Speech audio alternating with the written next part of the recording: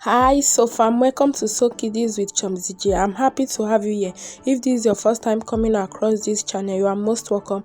And if you're a returning subscriber, thank you so much for coming back. So in today's tutorial, we'll be learning how to make this blazer.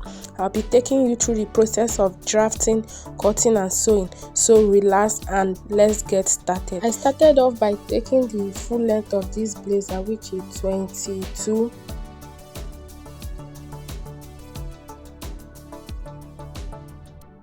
Next thing I did was to divide our shoulder into two.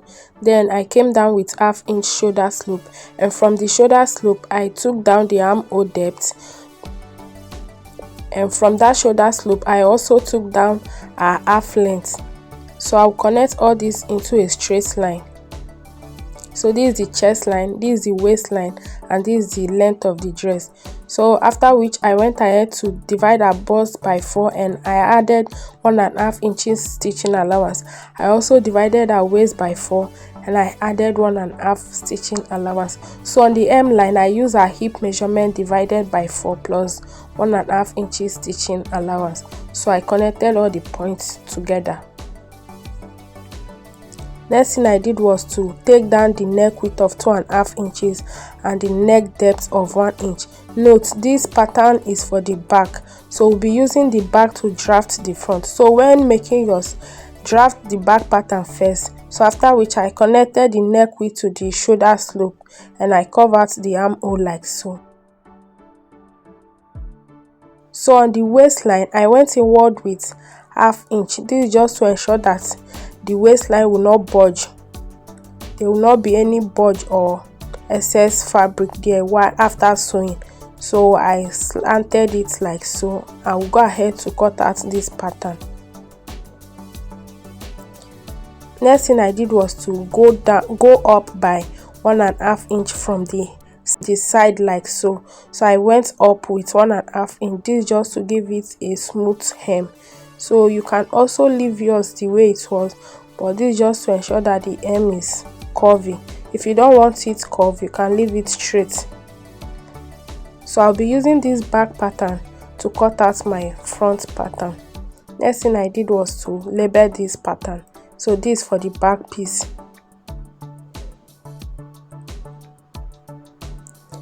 And after which I laid my pattern paper. So from the starting of this pattern paper I came down with ½ inch. So this is where all my measurements will be starting from. This is serving as our starting line, and from the center of this paper I also went inward with 4 inches. This is just to ensure that I have enough allowance, because this is where we'll be placing the lapel and all the necessary allowance will be placed on these 4 inches. So just make sure you have enough allowance to draft your pattern. So after which I took down the length of this dress, which is, so this point will be serving as the center line and the other point will be serving as the starting line. So from that starting line I took down the shoulder measurement divided by 2, then came down with ½ inch shoulder slope, and from that shoulder slope I took down the armhole depth and the waistline, then the full length of this dress. So I'll go ahead and connect all these points into a straight line. Please, if you watch up to this point and you derive any value from this video, don't hesitate to like and subscribe. Thank you so much. So I went ahead to take down the armhole line like so. So this is the chest line, the waistline, and the full length. That's the length of the blazer. Next thing I did was to divide the bust by 4, then plus 1.5 inches stitching allowance. Note, all my measurements is starting from that center line I drew. So next thing was to divide the waist by 4, then plus 1.5 inches stitching allowance. So on the hem line, like I said earlier, I used our hip measurements. So I divided the hip by 4 also, plus 1.5 inches stitching allowance. So I'll go ahead to connect all the points like so. So after which I went ahead to take down the midpoint of the armhole, which is gotten by dividing the armhole into 2, and from that point I went inward with ½ inch. So on the neck line I went I used 2.5 inches for the neck width, which I also use for the back, and the neck depth for this front I used 3 inches. So the front neckline is 2.5 by 3 inches, after which I went ahead to connect the neck width to the shoulder slope. And next thing I did was to connect my armhole like so. You can also achieve this with your free hand. Just connect from your shoulder slope to the 1/2 inch you came inward with, then back to the chest line. So I just smoothed out all the line, touching the center line. Next thing I did was to take the dart of this dress. So the dart I used a bust span, which is 6 divided by 2 is 3. So I took the 3 down to the chest line. So I'll go ahead and connect all these points together.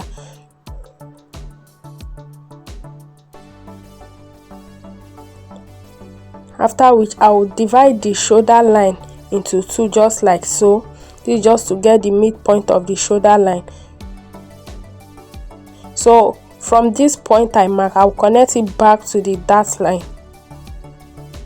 So our dart is coming through the shoulder down to the full length of this dress. So from this waistline, I will take down the dart of half inches, which is 1 inch. So half inches on both sides, 1 inch. So next thing I did was from the full length I went up by 5 inches. So that's where my dart leg will be stopping. And from the chest line I also came down with 1 inch. So I will connect all these points together just to have my dart.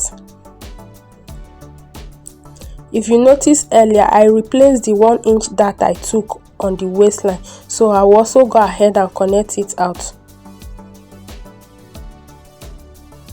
So this for the dart I took, I will connect it back like so.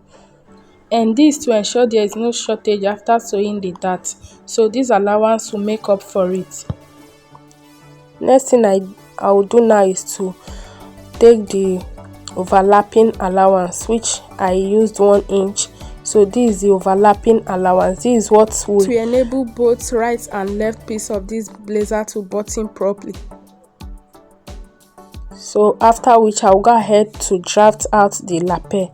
So depending on where you want this your lapel to end or where you want it to stop, I use a waistline. You can actually go beyond the waistline or you can go above the waistline depending on your preference, but mine will be stopping on our waistline. So I connected it back to the neck width like so, after which I will go ahead to draft out the lapel width. So I went out from that overlap by 1.5 inches. This is what will be giving us that notch effect. So this is what will give us that notch effect, the distance between the collar and the lapel. So I went ahead to connect it like so. Next thing I did was to measure the neckline of the back, which is 3.5 inches. So you take your back pattern and measure like so. So that's 3.5 inches I got. I'll be placing it on this shoulder line like so, keeping my tape slant. Just watch closely. So the tape is slant. You slant your tape like so and take down whatever you have on your neckline. Mine is 3.5 inches, which I just did here. Please, when doing this, ensure that your tape is slant. Don't make it straight. Just follow the lapel line. So after which I came out from that line with 1/2 inches. I also connected back to the neck width.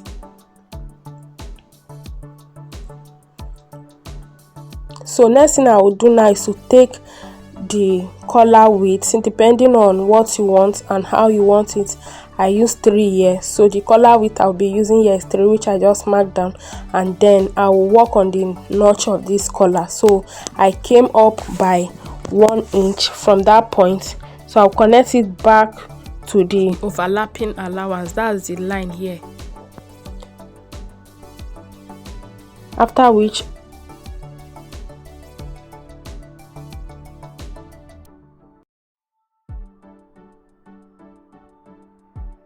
point, I will connect this point together like so.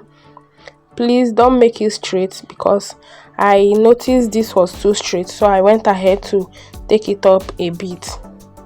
so slant your tape while doing this. So there was a mistake there. I won't be using the first line I drew. I won't be using this line. So this is the width of the collar. So I will connect from the width of this collar down to the notch I gave. So I will connect it out like so. If you don't have this ruler, you can actually do this with your free hand. Just connect it with dot, then you rule out the line. So this will be serving as our collar. This is the lapel and this is the jacket here. After which I went ahead to cut it out. Watch closely so that you can see the parts that you will be cutting.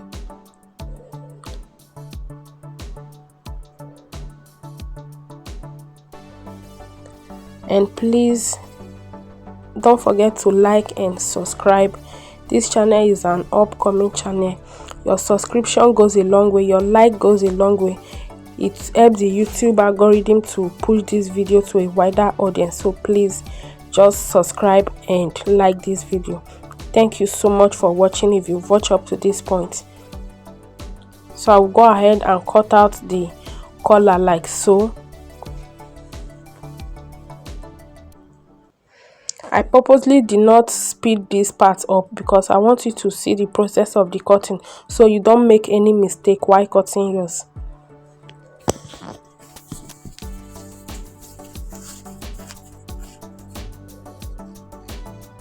If you have any question, you can drop it in the comment section. I will gladly attend to it, and that's it.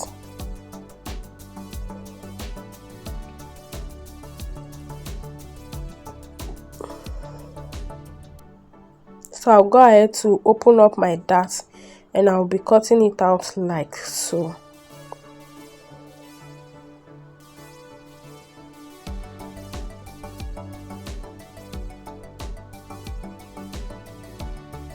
So I have my front center piece here with the lapel, and I have the side piece and the collar. I'll repeat same thing I did to the other side. I went up with 1.5 inches on the hem on the side seam like so, and I curved it out.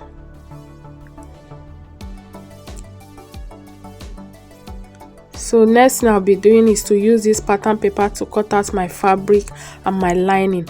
Note, I'll be adding 1/2 inch to the center piece and to the side piece. This 1/2 inch will be used to join both pieces together. So when cutting it out, add 1/2 inches round the center piece and the side piece. Both the fabric, you cut the lining the same way you cut the fabric. The lining will be shorter with 1 inch. The lining will be shorter than the main fabric with 1 inch. So I will take both side piece and the front piece and I will sew down with 1/2 inch. I will also repeat same thing to the other side of it. Both the center piece and the side piece, I will take it and stitch it down with 1/2 inch. I also do same thing to the lining. Like I said, when cutting your lining should be shorter than your main fabric.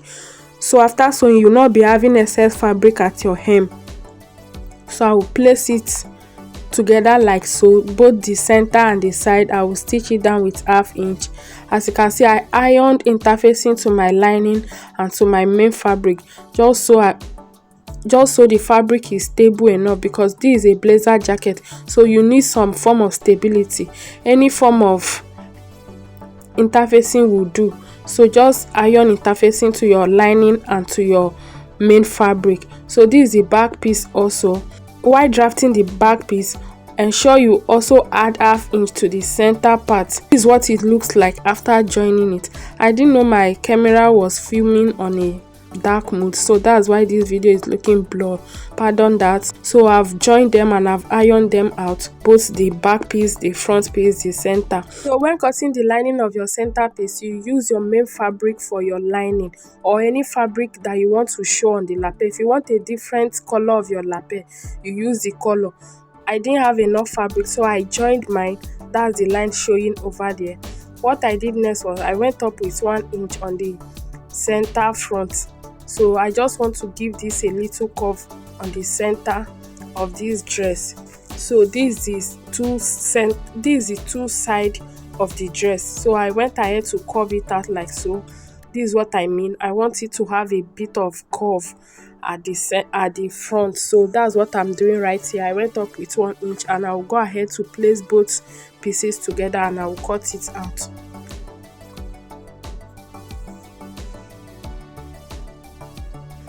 You can actually leave yours in square form or any shape you want yours. You can leave it that way, but I want mine to be curved, so that's what I'm doing right here. So that's the center. So next thing we'll be doing is to work on the pocket. Waistline is 11, so I use 12. So whatever your waistline is, come down with 1 inch, and on the dart line I took 2 inches. So that's the width of the pocket. The width of this pocket is 4 inches. So the dart line will be serving as the center of this pocket. So I took 2 inches this way and 2 inches this other way. So the width of this pocket is 4. So after this, I will go ahead to mark out 1 inch. This is the size of the pocket because it's a wet pocket. It's a double wet pocket. So I'll be having half inch on both ends. Watch closely, you understand what I'm explaining here. So the total width of this pocket is 1 inch. I will also go ahead and divide this 1 inch into 2, which will make it half inches. So I'm just making sure my pocket is sitting on the same place, both the left and the right. So this is it.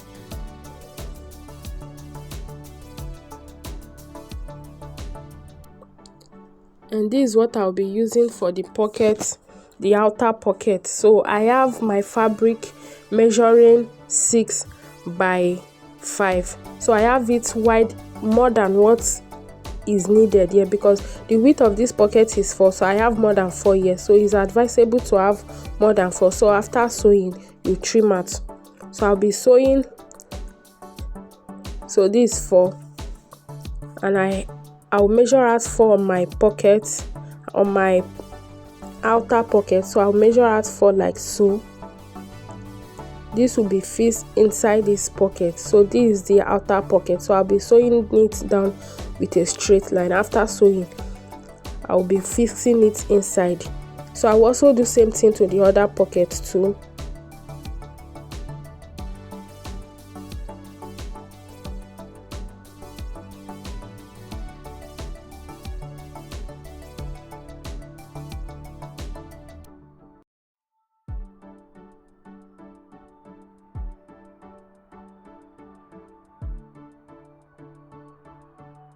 And this is what I'll be using for the welt pocket. So I have this one measuring 6 inches by 2. I have it in 2 here. So I have 6 inches by 2 pieces of it. And this is the pocket bag. I didn't use pocket bag, but I'm just illustrating what it is in case you want to put bag on your pocket.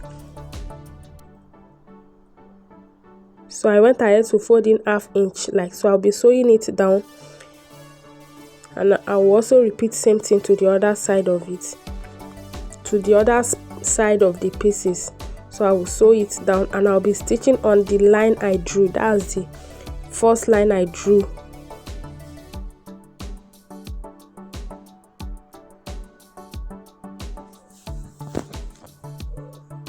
So this is what I'm trying to explain earlier.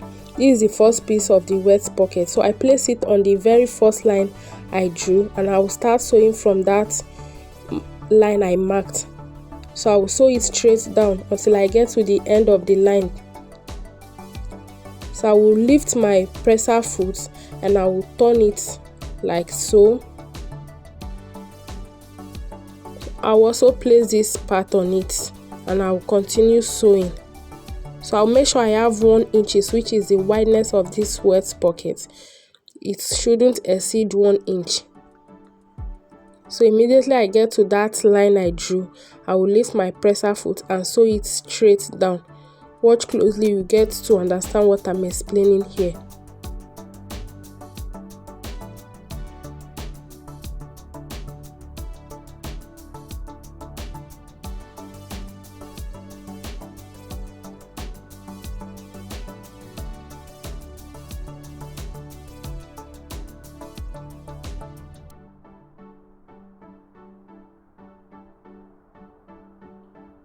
And this is basically what it looks like after sewing.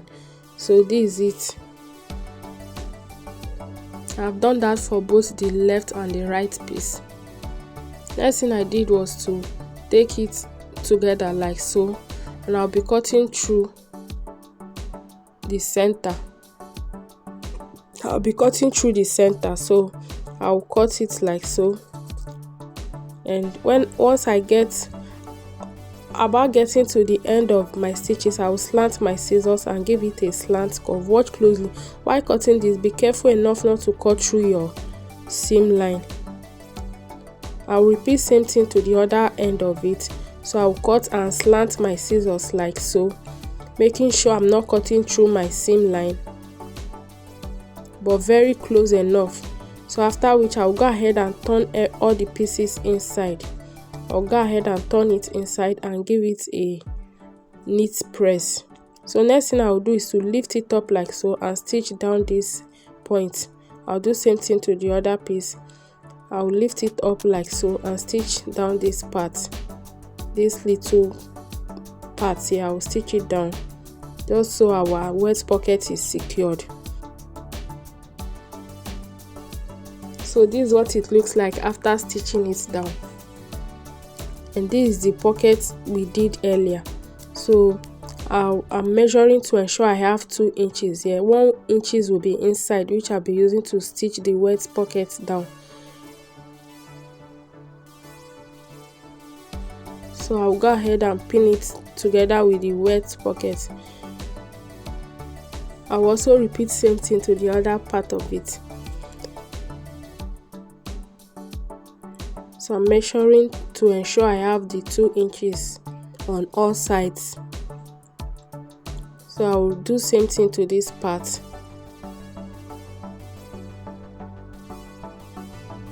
And this is what it looks like after sewing.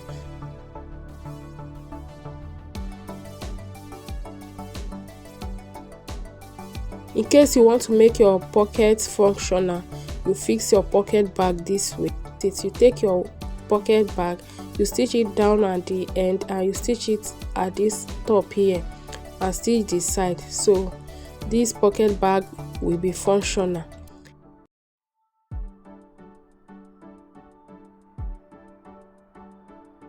And this is the back piece. So I place both front and back piece together. I'll be stitching both shoulders together. I'll also repeat whatever I do to the main fabric to the lining. So I will take both front and back piece together. I'll sew it by the side and by the shoulder. So I'll be sewing the side by the 1.5 inches allowance I gave. As you can see, I'm having some kind of bend at the side of the front piece. That's because of the 1 inch that allowance I gave. So I will trim that out after stitching. So I will sew the shoulder of the lining and the side too with 1.5 inches allowance I gave while drafting it out. And this is what it looks like after stitching it.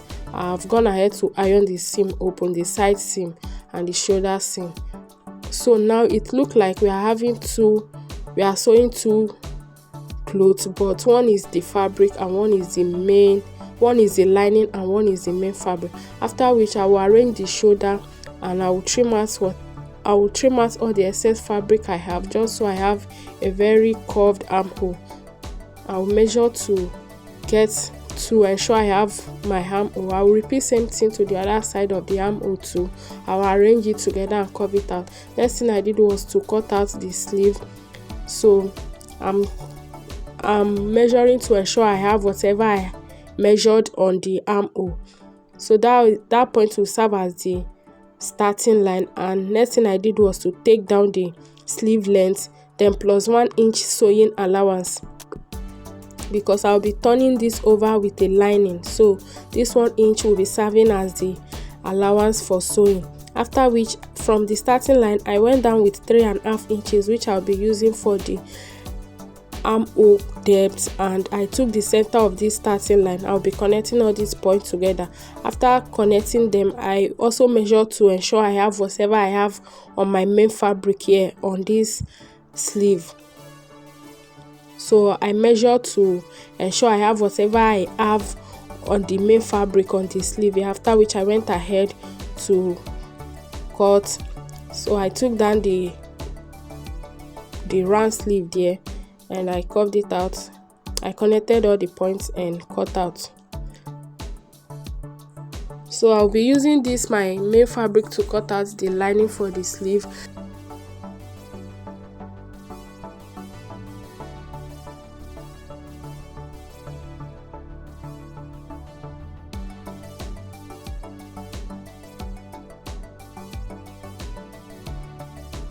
And this is the lining piece. I'll notch the center of this sleeve and I'll be fixing it like so. I'll take the center, I'll place it on the shoulder seam and I'll sew it round down to the side seam. I will also come back and repeat it, same thing. I'll do same thing for the lining and for the main sleeve. So I'll take it right side facing each other. I'll place the center of the sleeve on the shoulder seam and I'll sew down to the side seam. I will also repeat same thing to the other side of it. So this is what it looks like after sewing. We are almost done. Please don't forget to like and subscribe, please. If you've derived any value so far, like and subscribe. And this is our collar. This is the folded part. So you fold your fabric into two and you cut it out like so. With 1/2 inch sewing allowance round, I have both the fabric and the lining. Remember, we used 1.5 inches for the notch collar here, and while drafting it, while using this pattern paper to cut on our fabric, we also added 1/2 inches sewing allowance down. If you can remember what I said, so that's 2 inches. So what I did next is to measure that 2 inches. I will place both lapel together and measure the 2 inches, and I will notch that part. So this is where our collar will be ending. So after the notch, I will notch the collar too.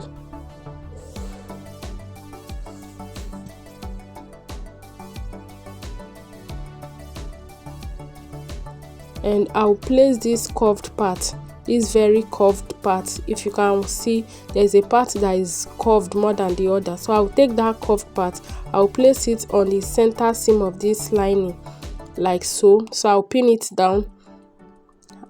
I'll take it over like so down to that 2 inches notch I gave on the fabric. So I will do it same thing to the other side of it, down to the notch I gave on the fabric. So I will sew it round, and this is what it looks like after sewing.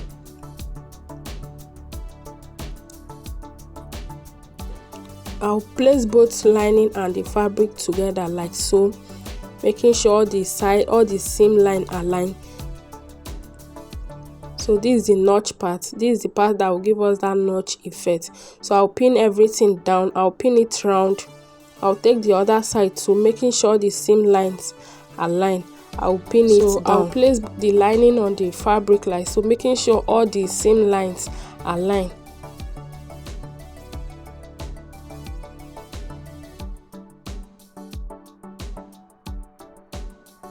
So I'll be sewing it like so.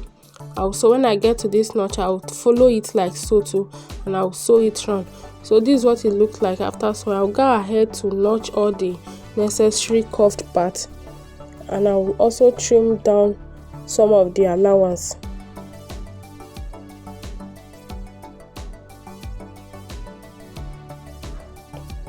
So if you watch closely, we didn't touch the sleeves. We just sew the neckline down to the hemline.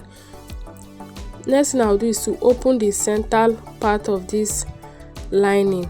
This is where we'll be turning out everything together. So this center part, we just open about 4 or 5 inches. So I'll be putting my hand inside and turn out everything like so. So we've not sewn the sleeve. After this, I went ahead to notch down the collar part, just so it relaxes very well after pressing it.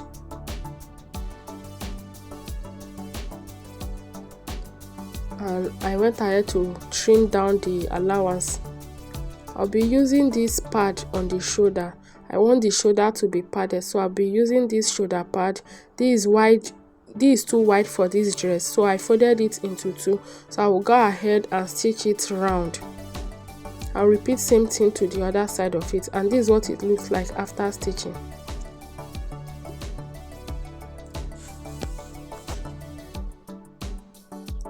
And this is how I'll be fixing this shoulder pad. I'll place the shoulder pad together to get a center line. I'll place it together just to get a center line, and I'll be placing it on the arm. I'll placing it on the shoulder seam. That center line, I'll place it on the shoulder seam. So this shoulder pad is facing the shoulder, not the sleeve. So I'll place it like so, and I will stitch it around the sleeve. Sorry, I'll stitch it around the shoulder.